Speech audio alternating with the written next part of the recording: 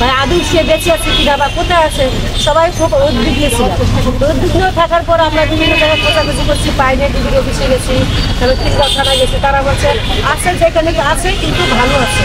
ডিবির অফিসে বলছে আমরা এখানে আনি নাই, আমরা জানি না, কিন্তু আপনি অন্য জায়গায় খোঁজ করেন, আমরা তাদের খোঁজ পাইলে আপনাদেরকে জানাই এইটুকু বলে। তো আমরা বাসায় ফিরে গেছি, ফিরে যাওয়ার পরে পরের দিন তাকে আমাদের এখানে এলাকায় রাস্তার মধ্যে চোদ্দ অবস্থা তাকে বেরোতে যায়। এইখান থেকে সে হুঁশিয়ার করে সে বিভিন্ন বড় শিশু বাসায় চলে যায়। ওইখান থেকে আমরা তাকে যখন জানি সে এইখান থেকে মারপিট হয়েছে, অনেক আহত অবস্থা ছিল, চোখ বাঁধা ছিল, তখন হাসপাতাল যাওয়ার পর দেখে তার খুবই জখম হচ্ছে, হাতে পায়ে খুব মার হচ্ছে। আমরা এখানে এসে দেখা করছি, একবার দেখা করার পরে সবাই বলছে এখানে দেখা করার দরকার নেই, সে সুস্থ হোক, তারপর একবার নিয়ে যাবে। তো এরপরের দিন শুনেছি সে তাকে আবার নিয়ে যাওয়া হয়েছে।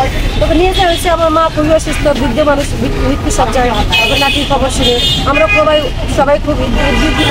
কিন্তু আমরা না, যারা সমন্বয়কারী প্রতিটা 5 জনকে নিয়ে যাওয়া হচ্ছে, সবার ফ্যামিলি খুবই উদ্বিগ্ন আছে। আমাদের দাবি, আমরা চাই যে সবাইকে ছেড়ে দেওয়া হোক, এবং যদি এটা না হয় তাহলে আমাদেরকে দেখতে দেন আমাদের ছেলে আদৌ আছে কিনা, বেঁচে আছে কিনা, সুস্থ আছে কিনা, আমরা সচেতন দেখতেছি, এটাই আমাদের দাবি। আপনারা কাল সন্তানদের দেখতে চেয়েছিলেন বা গিয়েছিলেন? না, আমরা ওইদিকে গিয়েছিলাম, কিন্তু আমাদেরকে যেতে দেওয়া হয়নি, বাধা দিচ্ছে যে যাওয়া যাবে না। কারা বাধা দিয়েছে? ওই পুলিশ ছিল, ওখানে পুলিশ ছিল। কি বলেছে তারা? না, বলছে ওইদিকে যাওয়া যাবে না, রাস্তা ব্লক, রাস্তা বন্ধ, যাওয়া যাবে না। তো আপনারা যে জানেন যে সে ডিবিতে আছে, তাকে কি সুরক্ষিত রাখা হয়েছে বা তার সাথে কোনো কমিউনিকেশন বা যোগাযোগ করার ব্যবস্থা করা হয়েছে কিনা? কিছুই হয় না, কিচ্ছু হয় না। আমরা নেটের মাধ্যমে দেখছি যে স্বরাষ্ট্রমন্ত্রী উনি বলেছেন যে তারা নাকি নিরাপত্তাহীনতায় ছিল, তারা স্টেটমেন্ট দিচ্ছে, কিন্তু আমরা কোনো কিছু দেখি নাই, জানি না, এবং আমরা কোনো কিছু বলি না। বলছে যে পরিবার থেকে বলা হয়েছে তার নিরাপত্তাহীনতায় আছে, কিন্তু আমরা তো বলেই নেই। আর ফেসবুকে আমার কিন্তু আমরা দেখি নাই যে তারা নিরাপত্তাহীনতায় ছিল। একটা ছেলে তার পরিবার এবং ফ্যামিলির কাছ থেকে অন্য কোথাও নিরাপত্তায় থাকতে পারে না। আমাদের ছেলে আমাদের কাছে দিয়ে দিলে আমরা শান্তি, আমরা খুশি, আমাদের কাছে তারা ভালো থাকে, বেশ থাকে। পুলিশ বলছে যে ষড়যন্ত্রের সাথে আপনাদের সন্তান লিপ্ত ছিল, একটু যোগাযোগ করেছে, এরকম অভিযোগ করছে।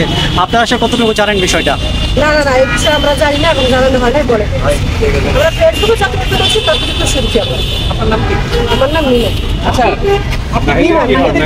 আমি না হাইতে ঠুকি মিনা, কামুন না মিনা। কোর্টের পক্ষে আপনি একটা বলছিলেন যে আপনার একটা যৌক্তিক সমাধান সমর্থন ছিল, সেটা কি অবস্থা এখন? আপনারা কি মনে করছেন আন্দোলনটা যৌক্তিক ছিল? না, এটা হচ্ছে যে কোঠার বিরুদ্ধে যে আন্দোলন, এটা অনেক ঝামেলা এগুলা, কিন্তু আমরা চাই যে এটা একটা যৌক্তিক আন্দোলন, শুধু আমি না, বাংলাদেশের সবাই এটা যৌক্তিক আন্দোলন হিসেবে নিচ্ছে। কারণ এখানে ছাত্ররা যখন আন্দোলন করছে, মারামারি কাটাকাটি কোনো কিছু ছিল, শান্তিপূর্ণ একটা আন্দোলন ছিল। এখানে এত কিছু হয়ে গেছে, প্রায় একটা গৃহ যুদ্ধের মতো হয়ে গেছে। এটা দেখে বাংলাদেশের সবাই খুব আতঙ্ক, আমরা আতঙ্ক ছিলাম, আতঙ্কে এখনো আছি, যেহেতু সেটাকে এখনো পাইনি, নিজের চোখে দেখি না।